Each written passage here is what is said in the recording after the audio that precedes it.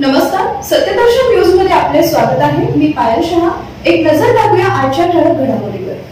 जैन कासार संस्थेच्या वतीने पूरग्रस्तांना दिवाळी साहित्याचे वाटप। जैन कासार समाज संस्था व जैन कासार प्रतिष्ठानच्या वतीने दिवाळी साहित्याचं 20 किलो किराणा साहित्याचं किट सिंदखेड येथील पूरग्रस्त बांधवांना देण्यात आले।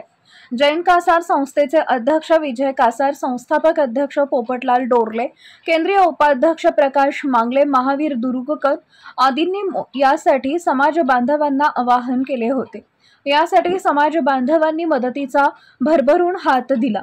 पूरग्रस्त बांधवांच्या पाठीशी संकट काळात समाजानं उभं राहणं हीच भावना यामागे होती। आज सिंदखेड येथील बांधवांना महावीर दुरुगकर, ॲडव्होकेट नीता सुरेश मंकणी, अध्यक्ष हुकुमचंद हेसे, माणिकताई व्यवहारे, सुरेश मंकणी, मल्लिकार्जुन भुसारे यांच्या हस्ते किट देण्यात आले। तसेच साबण, उटणे, तेल, किराणा साहित्याच्या मसालासह 20 किलो साहित्याचं किट देण्यात आले। सुरेश मंकणी यांनी मिठाई आणि साडी, ड्रेस आदी वाटप केले। यावेळी गावकरी बांधवांनी सरकारनं पूरपरिस्थिती काळात वेळेवर मदत केल्याचे समाधान सांगितले।